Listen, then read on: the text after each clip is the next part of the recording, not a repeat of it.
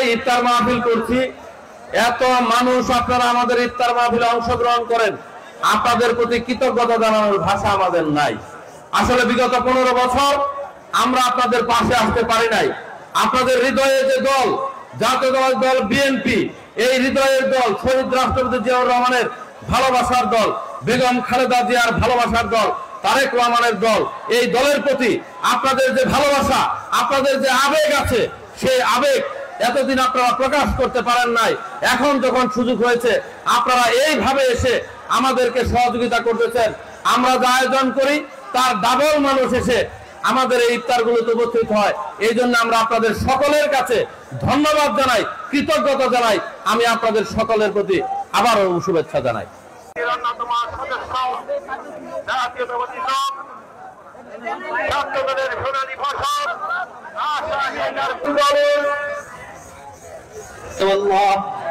তুমি রাজনীতিকে ইবাদত হিসাবে করার জন্য তৌফিক দিয়ে দাও আল্লাহ। আল্লাহ যেভাবে রাজনীতি করলে আল্লাহ তোমাকে পাওয়া যাবে, তোমার রাসূলকে পাওয়া যাবে, ওইভাবে রাজনীতি করার জন্য তৌফিক দিয়ে দাও আল্লাহ। সমস্ত প্রকারের ফিতনা থেকে তুমি আমাদেরকে হেফাজত করো আল্লাহ।